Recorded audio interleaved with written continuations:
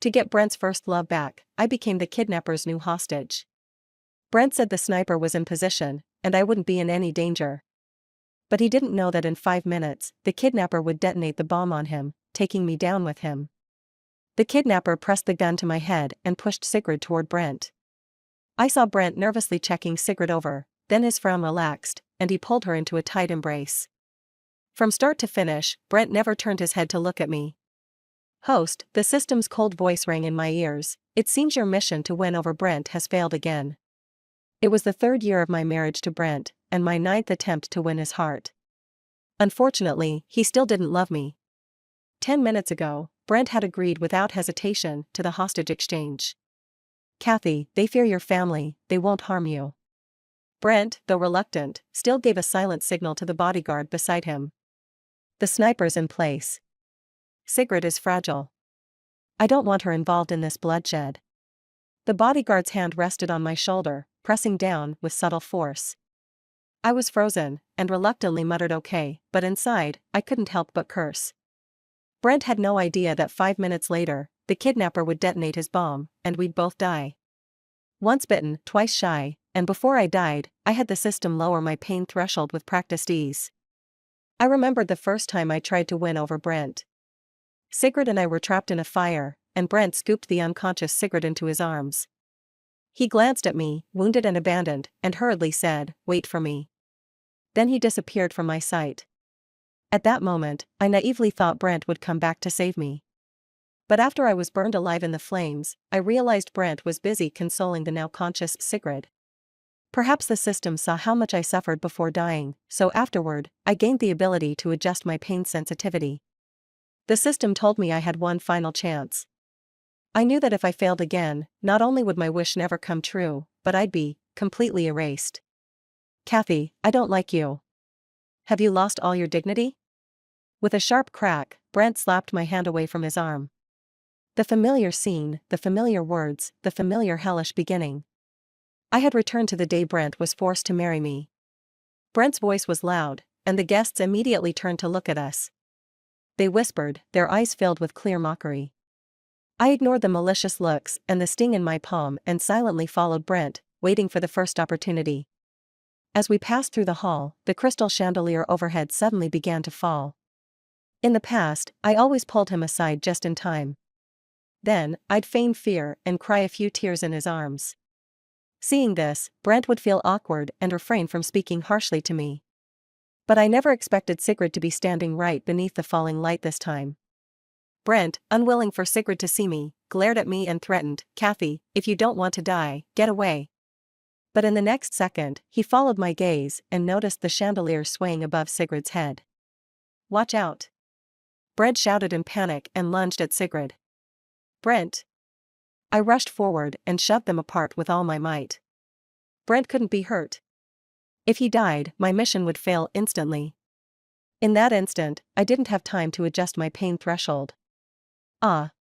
It felt like my organs were being crushed, and the intense pain made me pass out. That night, our wedding hit the trending topics. The grand, luxurious wedding ended in a joke. In a widely circulated photo, Brent was kneeling on the ground with Sigrid in his arms, his shocked eyes fixed on the scene nearby. There, I lay in a pool of blood, unconscious, life uncertain. When I woke up, I didn't see Brent.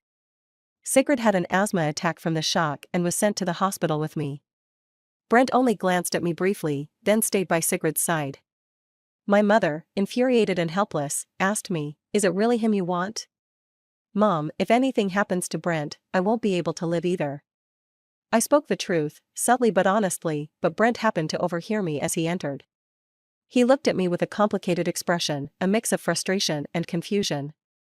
He thanked me and then apologized. "She's not fully recovered, so she couldn't thank you in person." After my mom left, Brent casually added, as though Sigrid were the one who had been hurt.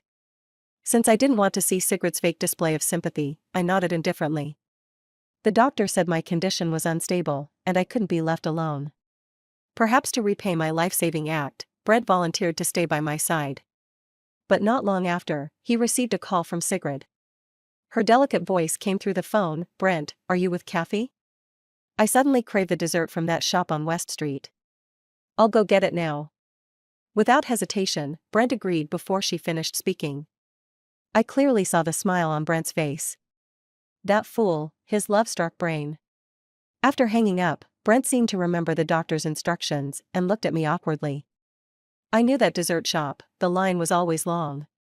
I generously told Brent not to worry about me. He hesitated for a moment, then stood up. Sorry, I'll be back as soon as I can. He nodded slightly, then casually asked if I wanted some too. I shook my head gently and gave him a hurt yet lonely look. Brent hesitated, then left. A fleeting look of guilt crossed his face. But I never expected things to go this way.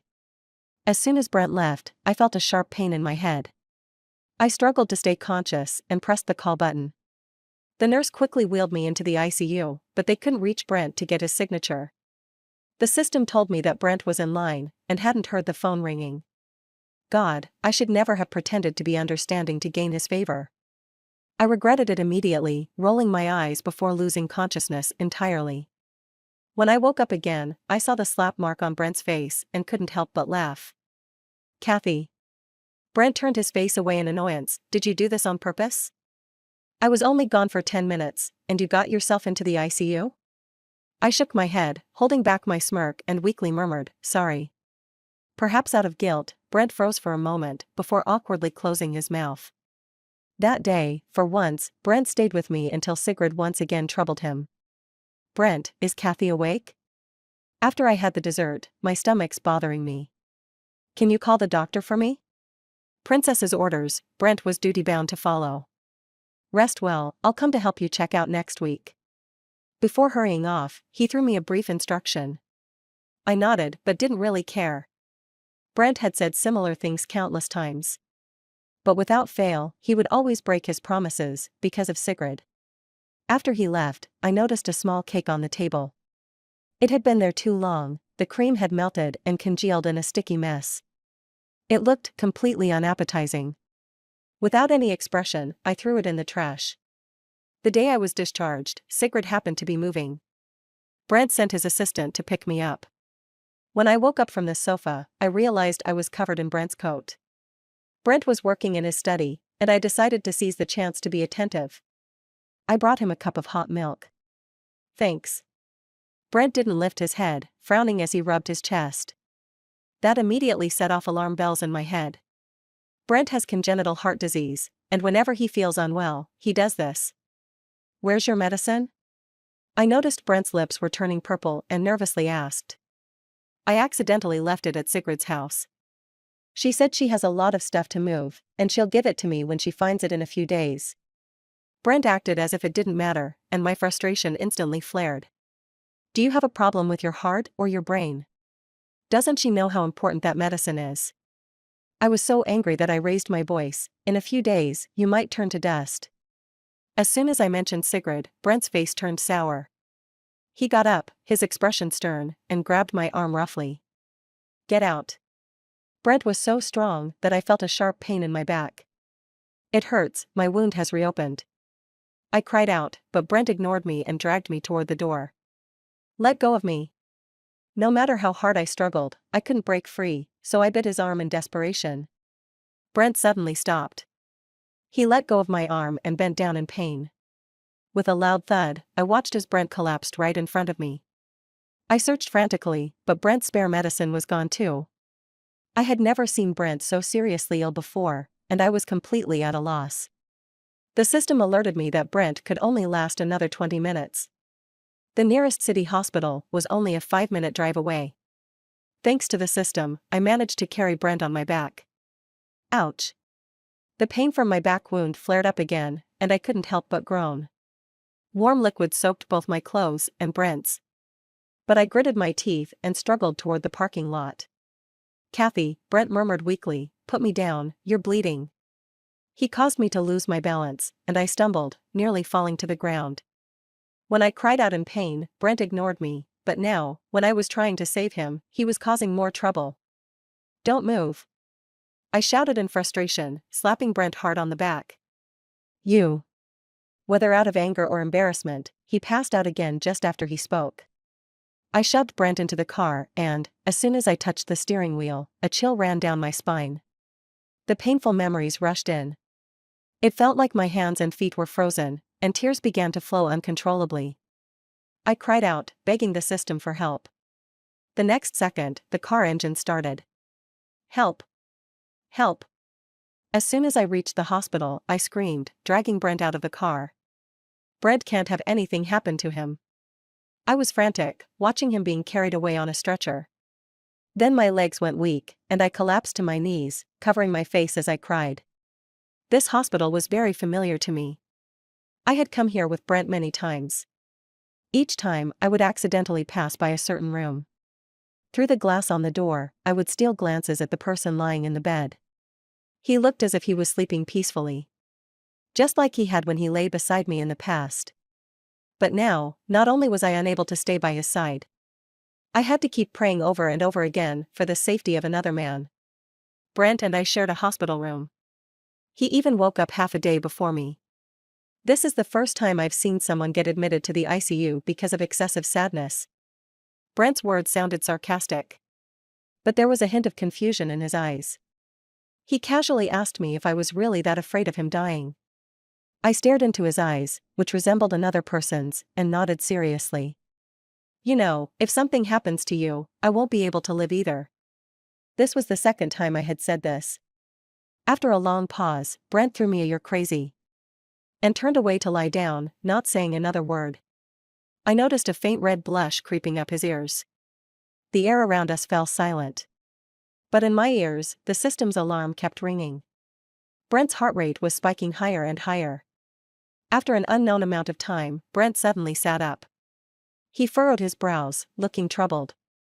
After a while, he said with a helpless expression, "I won't do this again." This was the first time Brent had promised me something after I saved his life again. Before being discharged, Brent told me that his cousin was also in this hospital. "Tomorrow is my cousin's birthday, I'll take you to see him," Brent said, then awkwardly added, "After all, you're my wife in name." My heart skipped a beat. But it wasn't because of what he said afterward. I suppressed my excitement and nodded. The next day, I bought a bouquet of purple irises. Brent glanced at them and raised an eyebrow, commenting on the coincidence. He said his cousin had a collection of paintings of irises at home. "Really? That's a coincidence, then," I replied indifferently. I followed Brent and stood by the bed of his cousin. I repeatedly traced his cousin's features with my eyes.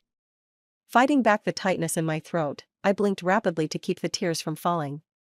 "Dennis, wait for me." Once I went over Brent. "You'll wake up." On the way back, I felt dizzy. Brent called my name several times, but I didn't respond. "What's wrong with you?" Brent pressed the horn and complained.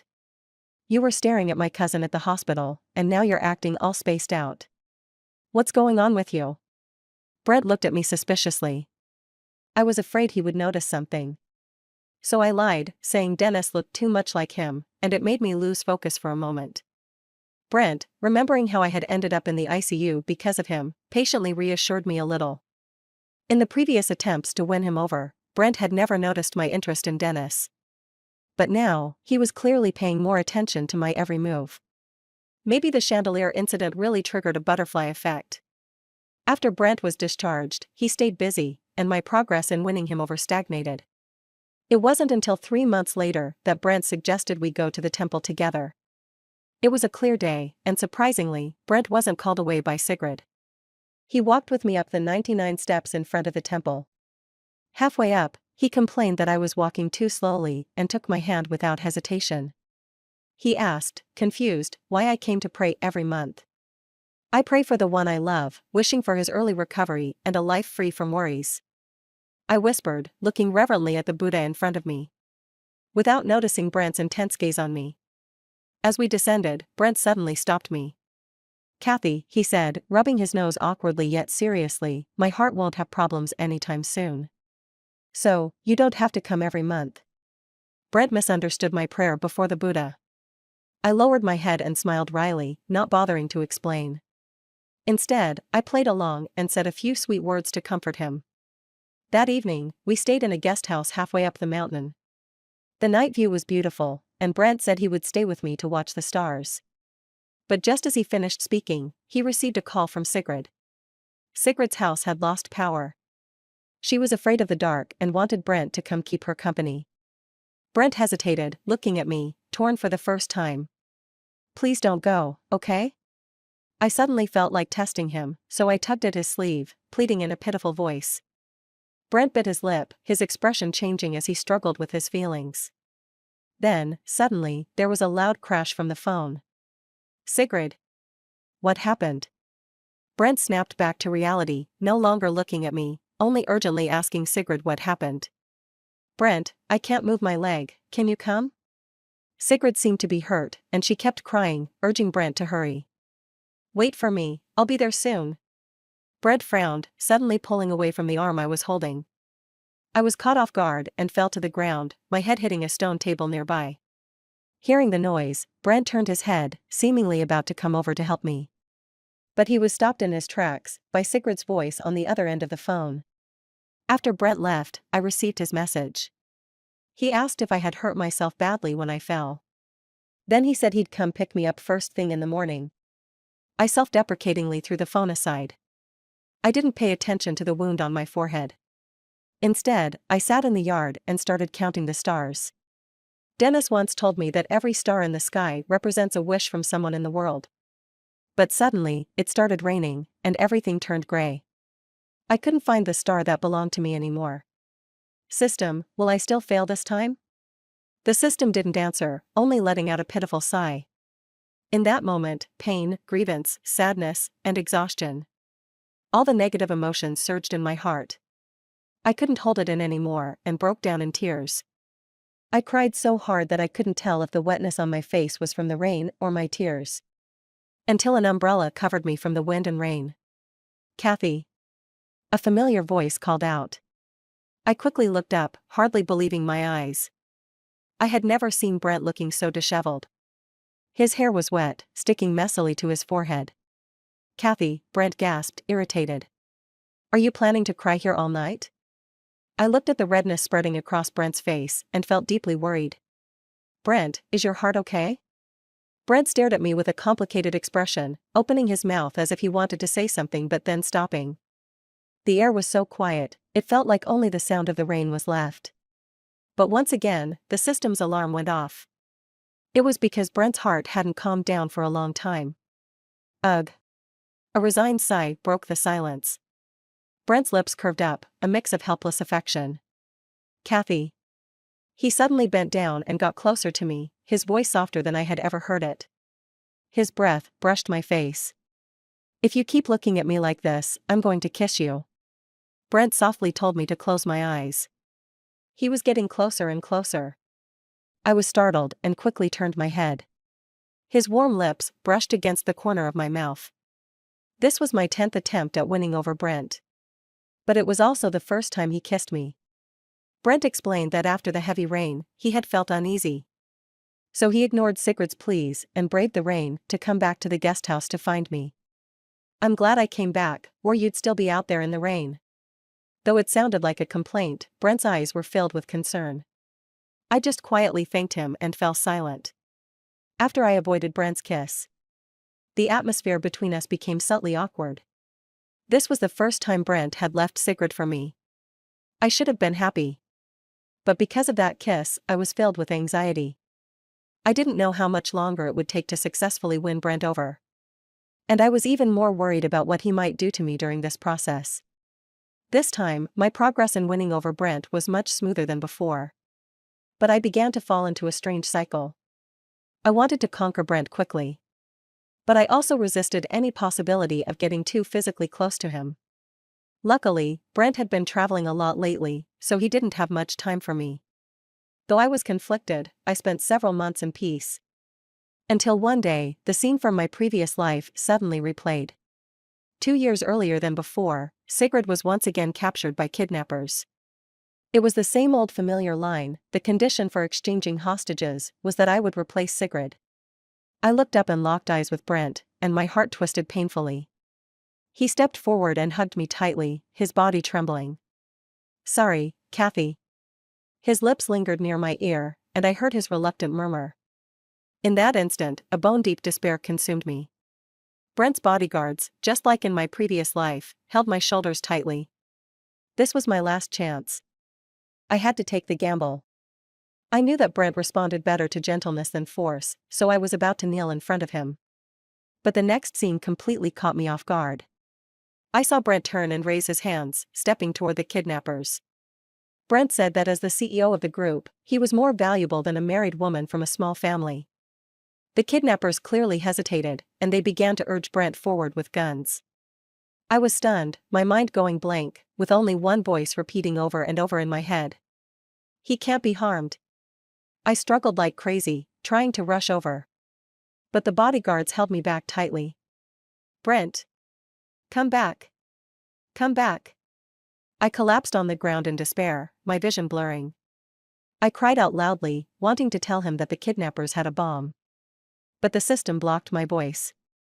Sigrid was still crying and urging Brent to save her. Brent, however, stopped in his tracks, and for the first time, he turned his head back to me. He stared at me deeply and mouthed, telling me not to worry. I shook my head desperately, watching helplessly as the kidnappers shoved Sigrid aside. The gun was aimed at Brent's forehead. Bang! In the next second, blood splattered everywhere. Ah! Sigrid screamed and fainted. Brent's face was covered in blood. At his feet, the kidnapper lay dead. The bodyguards released me, but my legs were too weak to move.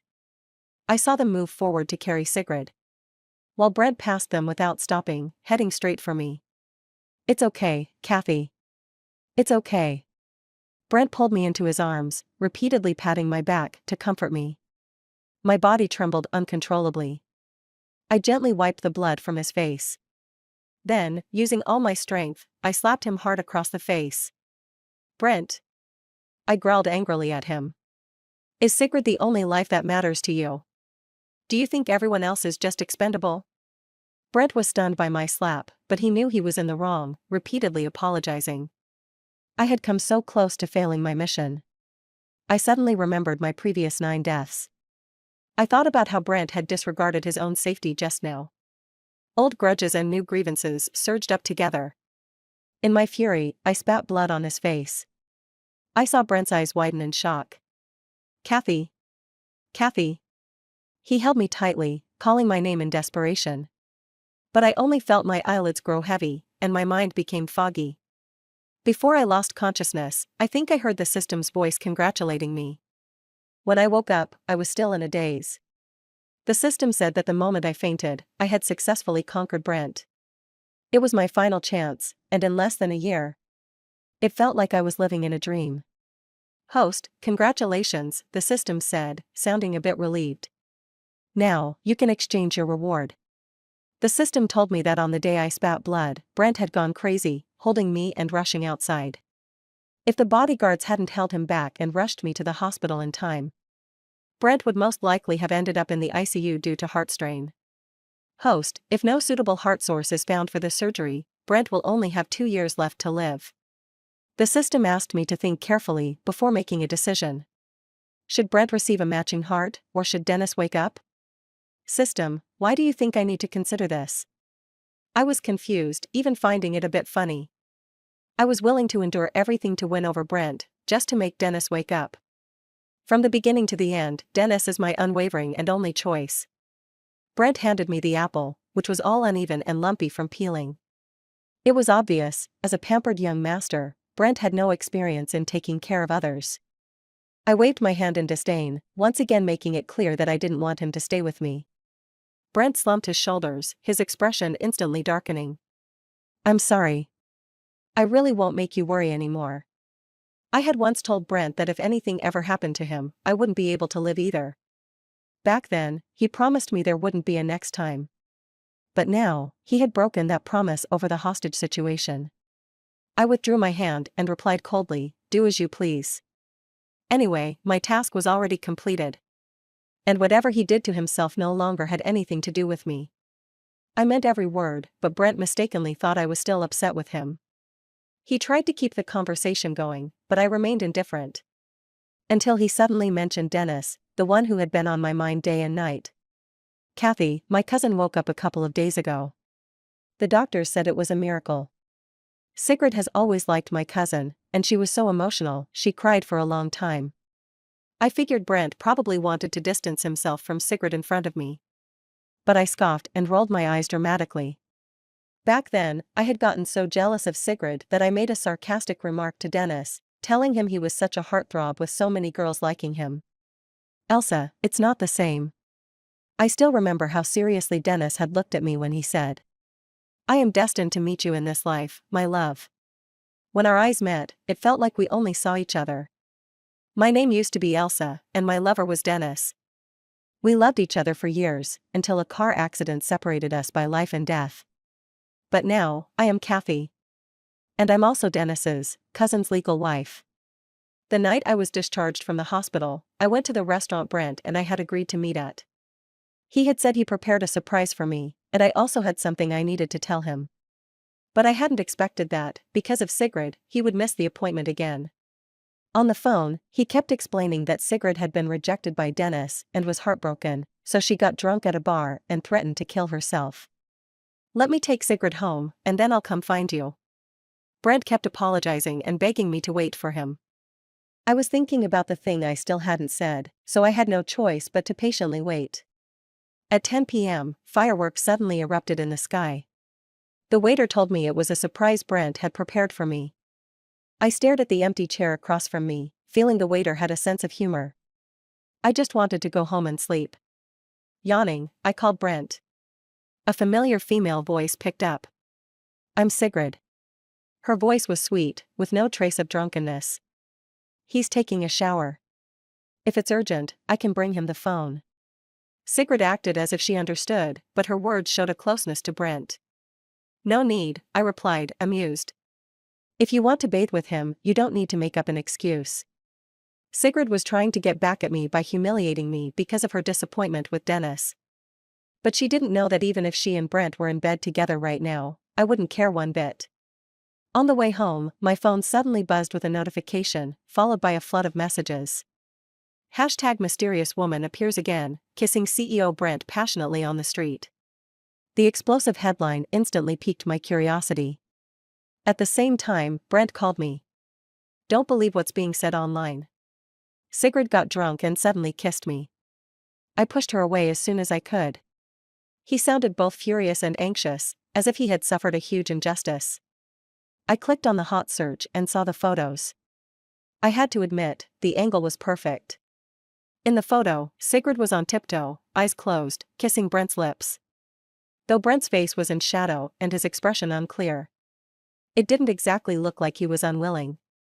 Maybe this photo would come in handy later? I glanced at the divorce papers waiting for Brent's signature. And before the PR team could delete anything, I pressed the save button. Brent and I returned home one after the other. Without a word, Brent knelt down in front of me, apologizing in an over-the-top manner. Did he really need to go this far with the apology? I jumped in surprise, watching him nervously lift one leg, solemnly pulling out a pair of rings. He said with deep affection that this was something he owed me from our wedding day. Listening to his hurried breathing, I couldn't help but worry that he might faint again when we talked about the divorce. I awkwardly avoided looking at the rings and handed him the divorce papers. Did you grab the wrong thing? Brent only glanced at the papers and his expression immediately darkened. But the next moment, he saw my name signed on the documents. His face turned helpless, clearly panicking. Please believe me, I really don't have anything with Sigrid. He became frantic, his eyes reddening. Last night, she threw up on me. I had to get my assistant to bring me new clothes. After I cleaned up, I was planning to come find you, but that's why I was delayed. She once saved me, and when she said she wanted to end her life, I couldn't just ignore it. I was wrong, I promise I won't leave you for her again. I swear, Kathy. Sigrid saving Brent from a heart attack had caused quite a stir at our school. After Brent woke up, he immediately fell for her. He became her most dedicated suitor. Looking back, my 9 tragic deaths were probably part of their little game. I felt a surge of anger and interrupted him impatiently. Brent, you don't need to keep making promises, just sign the papers. I had never spoken to Brent like this before. He stood frozen, his lips pressed together, looking both lost and wronged. I turned my head to avoid looking at him, but after a while, I felt my knee sink. He had knelt and wrapped his arms around my waist, resting his head on my lap. "Kathy, I love you." Brent's voice was muffled. I tried to stand up, but his arms gripped me tightly. "I should have told you earlier. I was wrong. I won't let you suffer again. So, can we not talk about the divorce? Please, I beg you." Brent kept making promises, like a rejected puppy awkwardly trying to win back his master's affection. The moment the task was completed, I knew he loved me. But I never imagined the first time he would say, "I love you," would be after I had already mentioned divorce. Doesn't he know how cheap late confessions are? I frowned in distaste. "Brent, I have to divorce you." My tone was firm, with no room for negotiation. "Because I don't love you." For a moment, Brent's eyes turned bloodshot, staring at me intensely. I had thought Brent would angrily question me. But to my surprise, the next moment, he broke into a silly grin. He even rubbed his head affectionately in my lap. Was he mentally unstable from the shock? I was completely confused by Brent's behavior, but he confidently said, "So you were just saying that out of anger?" He sounded almost relieved. "With so many reasons to divorce, you actually said you don't love me. You've risked your life for me so many times, and even said if something happened to me, you wouldn't be able to live. You've gone to temples to pray for me every month, and when I went to find Sigrid, you silently cried alone in the rain. Even when I became a hostage, you were ready to replace me, crying desperately. Everything you've done for me, one thing after another, how could you not love me?" With every word Brent spoke, his expression grew more sorrowful. As he continued, his smile faded, and his voice began to tremble. A tear suddenly dropped onto my hand. "I'm sorry." His voice cracked with the hint of tears. This wasn't the first time Brent had apologized to me. But it was the first time I truly felt the guilt and regret pouring from him. Brent's tears soaked the divorce agreement. I remained silent, waiting until his emotions had calmed before speaking. I told him I was moving out and would only meet him again when he was ready to divorce. But Brent stubbornly shook his head, insisting that he would never divorce me, no matter what. "This time, it's me chasing after you," he said. "I'll wait until the day you forgive me." Brent's gaze was as serious as Dennis's. I froze for a moment. Brent was certain that when I said I didn't love him, it was just a harsh reaction from a heart broken too many times. I was at a loss for words. In that moment, I even wanted to tell him everything. But then I thought of Dennis, and the relationship between him and Brent, so I bitterly swallowed the impulse. I knew that, with my current situation, I no longer had the right to be with Dennis. All I wanted now was to divorce Brent as soon as possible. And then move on, walking alone through the rest of my life. Brent took the initiative to contact the TV station for a live interview. He apologized for the news on our wedding day and cleared up the photos from a few days ago that had been taken secretly. "I did once have feelings for Sigrid, but now, I only love my wife, Kathy. I've made many mistakes, hurt her deeply, and now I just want to spend the rest of my life making it up to her." Brent completely ignored the surprised host beside him and publicly punished himself with complete seriousness. "Kathy, I'm sorry. I love you." As the camera zoomed in, the love in Brent's eyes was so intense it seemed like it would spill out of the screen. The comments were polarized. Some called Brent a scumbag, while others praised him as a real man. Some said a man who repents is worth more than gold, while others thought that late love is less valuable than grass. My phone was nearly exploding with messages. Even my mother was moved by Brent's public display and urged me several times. "Talk to him tonight." I listened to the busy tone in the phone and felt a sharp headache. I just wanted to quietly divorce, but now Brent was making it a public spectacle. My loyal image had already been deeply ingrained in people's minds, and I couldn't use "no feelings" as a reason to divorce anymore. Many netizens left comments, saying that I had endured hardship and now should remember to forgive Brent after I had tortured him. It seemed everyone loved the plotline of "you ignore me when I love you, but regret it and pursue me when I leave." But the most frustrating thing was Brent. In addition to constantly going to my parents' place to show his kindness, he repeatedly asked me when I planned to torture him. "Now that so many people are watching, can you give me a chance to start over?" Brent pleaded with his magnetic voice, sounding pitiful. I laughed in frustration, sent him a message saying this is moral kidnapping, and immediately blocked his contact. When I saw Brent standing at my doorstep, I remembered what my mom had said. The night air was chilly, and Brent was wearing only a thin shirt. His pale face showed signs of exhaustion, but when he saw me, his eyes lit up instantly. "Kathy," Brent lifted the thermos, smiling at me in an attempt to please me. "I made soup for you, but I couldn't reach you, so I ended up waiting here at your door." I took the thermos, thanked him, and politely asked him to leave. But Brent shamelessly insisted on staying until I finished the soup. The soup had gone cold. I took a sip and immediately realized it wasn't the soup my mother usually made.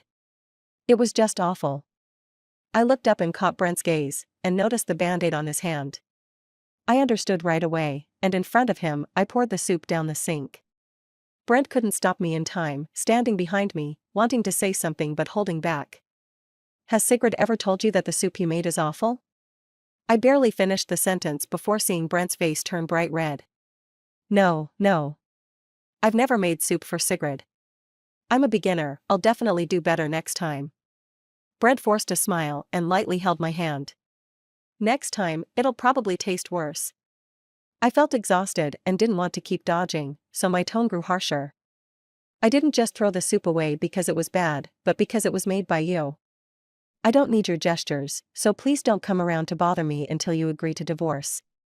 I expected Brent to get angry or at least leave coldly. But he just fell silent, and after a moment, asked quietly, "Kathy, can I accompany you to the temple tomorrow?" Seeing the longing in his eyes, I suddenly remembered. That tomorrow was the day I was supposed to pray for Dennis. But Dennis had already woken up, so there was no need for me to keep going there. I shook my head at Brent. "I don't need you to come with me." I stared at the disappointment in Brent's expression and added, "I won't go again in the future." The moment the words left my mouth, the disappointment on Brent's face turned into despair. That night, Brent left after weakly smiling and saying goodnight, his eyes red. He didn't bother me for a while, until one day. He urgently asked to meet me. I agreed, but once again, Brent missed the appointment. "Kathy," Brent's voice was anxious over the phone. "I'm at my cousin's place, something happened to him, so I can't meet you now." My heart skipped a few beats. "Dennis, what happened to him?" My mind went blank, and I turned, running as fast as I could toward Dennis's house. I saw someone sitting at the edge of the rooftop from a distance. A slender figure, as if it could be blown away by the wind at any moment. Tears streamed down my face, and I ran faster and faster. "Dennis, Elsa is dead, but I'm here with you. If you really jump, I won't live either." Just as I reached the edge of the rooftop, I heard Sigrid sobbing. "Miss Sigrid, I don't know what my parents did to make you misunderstand." And then, the voice I had been dreaming of for so long rang out. "Whether you live or die, what does it have to do with me?" Dennis, always gentle, now coldly retorted. Sigrid, embarrassed, turned and left. She bumped into me roughly, but I didn't have time to argue with her. "Dennis!" I yelled, and both of them turned their heads. Dennis's eyes were filled with confusion, he didn't recognize me. "Kathy, what are you doing here?" Brent, too, looked at me, puzzled, as I stood there, tears streaming down my face. "Brent, don't ask, please, just go downstairs and wait for us." I pleaded, and Brent's face changed several times before he silently left. The wide rooftop was now left with just Dennis and me. "Dennis." "Sir, could you please come down first?" I cautiously stepped closer to Dennis. He shook his head and gave a polite but distant smile. "Miss Kathy, I'm sorry, I didn't mean to scare you on our first meeting." Dennis said he was happy because he would soon be reunited with his lover. I watched as his body leaned even farther out. "Don't. Dennis. Elsa isn't dead."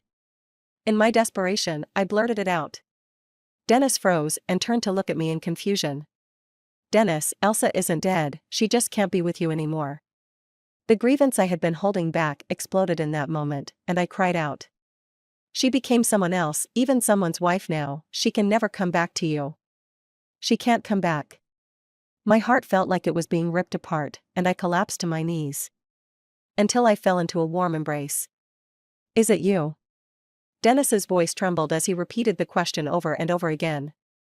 I cried so hard that no sound came out, all I could do was nod desperately and hold him tighter. I heard Dennis softly ask me if the reason I hadn't recognized him all this time was because of Brent. I frowned, not knowing how to explain to him. But it seemed Dennis misunderstood. He even tried to comfort me, telling me not to feel bad. If you just want to be Kathy, to be Brent's wife, I will keep this secret. All I want is for you to be happy. Dennis' smile looked worse than tears, and for a moment, I felt both angry and heartbroken. Are you really just going to let me go so easily? I muttered unhappily and then kissed Dennis on the lips. I was fully focused on him, not hearing the approaching footsteps. What are you two doing? Brent's furious shout came, his eyes wide in disbelief as he looked at me and Dennis. So this is why you want a divorce? My cousin has only just woken up, and you're already hooking up with him? After we came down from the rooftop, Brent kept mocking me with cold sarcasm. Seeing his face grow paler with every word, I couldn't help but ask if he had his medicine. Why didn't you worry about my heart when you kissed him just now? Brent raised his voice, sarcastically asking me. Under Brent's angry glare, I hesitated but eventually told him everything. From my rebirth, to the system, and how I had to strategize to save Dennis. I didn't mention the fact that I had failed the first 9 times and died horribly. Since I had finally succeeded, bringing it up now would only make me seem like I was seeking sympathy. At first, Brent frowned deeply, but as I continued, his expression turned to stone, unreadable. So, when you said you didn't love me, that was the truth, wasn't it? Seeing me nod, Brent suddenly kicked over the coffee table in front of me, his expression twisted with rage. You're playing with me. How dare you play with me? Brent gritted his teeth, as if he was going to rush at me and tear me apart. But in the next second, tears began streaming down his face. I had never seen Brent look so hopeless. He cried silently, fragile as if a light touch would break him. I opened my mouth, but I didn't know what to say to comfort him. Kathy, Brent's hoarse voice came, you're the most hateful woman I've ever met. Brent grabbed my chin forcefully, forcing me to lift my head to meet his gaze. Hatred, unwillingness, pain, sorrow. Brent's expression shifted, then he gave a bitter, resigned smile. I should hate you, Kathy. He murmured, deflating, and rested his head on my shoulder. But why can't I bring myself to hate you? That day, I parted ways with Brent on a bad note. You'll never get a divorce from me. Brent's tone was more serious than ever. He said that even if I had lied to him, he wouldn't let me have things my way. After Brent left, Dennis asked me if I wanted to talk. I shook my head silently. Dennis was a thoughtful person. If he knew the truth, he would likely blame himself even more. No matter what happens, I'll always be here for you. Dennis didn't ask any further questions, instead placing a soft kiss on my forehead. I told Dennis that I would handle things with Brent soon. But when every lawyer in the city refused to take my divorce case, I couldn't help but call Brent, asking him what he wanted. You've lied to me, and now you expect me to make way for your love? Brent immediately began with harsh words. I suppressed my displeasure and explained. If it hadn't been for the accident last time, I would never have told Dennis the truth about my identity. I want a divorce, because I don't love you. Brent angrily told me to shut up. You were the one who came after me first. Divorce? Don't even think about it. Brent's obsession completely triggered my anger, and I retorted bitterly. We're married only in name. If you won't divorce me, I'll hire a male model every day. Brent hung up without saying another word. Once I regained my composure, I realized I might have said something too harsh. Then I heard a deliberate cough from behind. I turned around and saw Dennis standing at the door.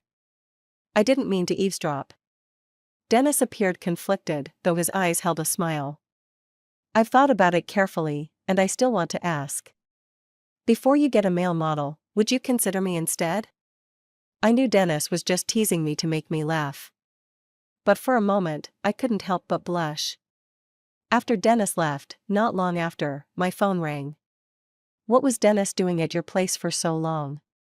Brent's voice was slurred, drunk, and he immediately began angrily questioning me. I didn't feel like talking to a drunk, and was about to hang up. But then his tone softened, and he weakly pleaded. Please listen to me, okay? I was wrong. I shouldn't have made you angry this afternoon. I miss you so much. How can you be so cruel to me? Tell me what's so good about Dennis, and I'll change, I swear. My heart hurts so much. If you don't come back, I'll throw the medicine away. Brent rambled on, but I felt overwhelmed. I remembered what the system had said, and I couldn't help but feel frustrated. Your heart can't handle this anymore. Please stop being so stubborn. There was a sudden silence from the other end. After a moment, Brent suddenly asked if, after all my trips to the temple, I had ever prayed for him. Even just once. His voice cracked with emotion. I suddenly remembered, on the day Dennis woke up and went to the temple to fulfill his vow. I had already stepped out of the Buddhist hall, but turned around and knelt again, praying for Brent's happiness and health. I thought, if Dennis could wake up, Brent must have played a key role in that. But the truth was too cruel. If I told him everything, Brent might really die from rage. Seeing that I hadn't spoken for a while, Brent let out a bitter laugh. You really have no heart. He murmured, and the call was abruptly cut off. I sighed and called Brent's secretary. That night, Brent was sent back to the hospital. The doctor said that if he kept recklessly hurting himself, his heart might only last for another year. Brent's calm voice came over the phone, saying he wanted to see me. We arranged to meet on the third day after he was discharged. But the night before our meeting, something happened. When I woke up again, I found myself lying in an abandoned warehouse on the outskirts of town. Sigrid was standing in front of me, her face twisted with rage. Kathy. Her sharp voice cut through the silent night, sending a chill down my spine. You shameless woman. Having Brent wasn't enough, now you're trying to seduce Dennis too. Brent actually warned me for you. What kind of potion did you feed him? She slapped me twice as she spoke, and the taste of blood filled my mouth. My body felt weak and powerless, and I remained silent, knowing I couldn't provoke her recklessly. But Sigrid had gone mad. She laughed and said she would set fire to the place, making it look like a suicide. You crazy woman. I spat blood and saliva at her face in fury, but she only laughed louder. The warehouse was large, and Sigrid had set fire to a corner on the first floor. She didn't want me to die too quickly. She said she wanted me to watch death approach, suffering every moment. My phone was nearby, but I had no strength to reach it. The system had retired the moment I succeeded in my task. Without its protection, there was nothing I could do but wait to die. Being burned alive was painful, but unfortunately, I couldn't adjust the pain anymore. I thought in despair, until I heard someone calling my name. With the sound of hurried footsteps, before I could see who it was, I was tightly held in their arms. Why are you here? I stood frozen, staring at Brent in front of me. He was still wearing a hospital gown, and there was a patch of blood on the back of his hand. What's wrong? Disappointed that it wasn't Dennis coming to find you? Brent panted, his voice tinged with bitterness. Before I could answer, he suddenly scooped me up and started running toward the exit. Brent focused on dodging the thick smoke but forgot to watch out for the stacked wooden crates at his side. Bang! A loud crash sounded, and I could almost hear the sound of bones breaking. When the crates collapsed, Brent held me tightly in his arms. Brent! Brent's leg was pinned under the crates. I wanted to help him, but I was powerless. His face turned pale as he coughed up a mouthful of blood. He tightened his arms around me. Don't waste your energy. There was no signal in the warehouse, and my phone was useless. Despair once again descended upon us. Kathy, if it weren't for Dennis, would you love me? In the deafening silence, Brent's voice suddenly broke through. He looked down at me, stubbornly waiting for an answer. I felt a pang of sympathy but still shook my head. When you first abandoned me for Sigrid, I was doomed to never love you. The kind of love I want is one where we respect each other and where there's only ever one person we favor. Brent's eyes reddened in an instant, and he forced a smile, one that was more painful than crying. Even if I'm dying, you still won't lie to me. I whispered an apology, but Brent closed his eyes and stopped looking at me. The smoke grew thicker, and I had no idea how much time had passed. I thought I heard someone shouting my name. Brent suddenly lifted my head, gently rubbing his thumb against my lips.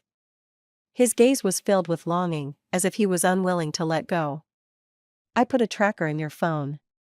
On the way to find you, I hesitated for a long time but still ended up texting Dennis. Right now, I'm so glad I made that decision. Even if you're still cruel to me, I can't bear to have you die with me. A sigh reached my ears, and the next moment, my lips were met with a damp heat. Brent kissed me fiercely. I was so desperate I bit down on his lip. But it wasn't until Dennis arrived that the kiss finally stopped. The fire was spreading faster, and the crates were too heavy. Dennis couldn't move them at all. Get Kathy out first. As Brent spoke, he handed me over to Dennis. Dennis quickly noticed my swollen lips, and his grip around me tightened. Embarrassed, I buried my face against his chest. I'll be right back to get you. When Dennis turned to leave, I heard Brent's voice. Kathy, does it hurt when you're burned alive? I snapped my head up, unable to believe my ears. When our eyes met, the sadness in Brent's gaze almost overflowed. He lowered his head dejectedly and muttered. Turns out all those dreams were real. Dennis, Brent said with a faint smile, looking at Dennis. You know? The reason you woke up is because I finally fell in love with Kathy. But actually, this is the 10th time she's tried to make me love her. She failed 9 times, and each time, she died because I didn't love her. She endured all the pain I caused her, endured the torture of death, just to fulfill the wish of waking you up. She loves you deeply, so you must cherish her. I never expected Brent to have regained all his memories, nor did I expect him to reveal everything to Dennis. He spoke so seriously, almost like he was delivering his last words. Dennis's hands trembled as he held me, tears falling onto my face. When Dennis and I escaped, the firefighters had just arrived. Dennis set me down and was about to rush back into the flames, but as he turned, the warehouse suddenly collapsed. I stepped forward and held on to him tightly. Dennis cried out, calling Brent's name over and over, frantic. I looked at the raging fire before me and remembered the longing in Brent's eyes as he gazed at me. He had smiled and pointed at his lips, telling me that he had already received his reward for saving me. If he died, I shouldn't feel guilty anymore. At that moment, I couldn't hold back my sorrow any longer and cried out loud. This was the first time Brent had watched me walk away, and it would also be the last time I saw him in this lifetime. Brent died in that fire. Sigrid had deliberately started the fire, and her actions were harshly punished by the law. But I knew Brent's parents wouldn't let her off so easily. After escaping the fire, I fell seriously ill and spent a long time in a daze. When I finally recovered, I secretly boarded a flight alone. Brent had died because of me, and I thought that in this lifetime, Dennis and I would never have a chance again. I stayed in a fishing village by the sea for a year, and it was then that I had my first dream of Brent. He said Dennis had been going crazy searching for me. He never expected that after he died, he'd still have to help Dennis one last time. He went on, but when I woke up, the only thing I remembered was him smiling and saying goodbye. I was startled awake by a knock on the door. Elsa. When I opened the door, I fell into a familiar, comforting embrace. The end.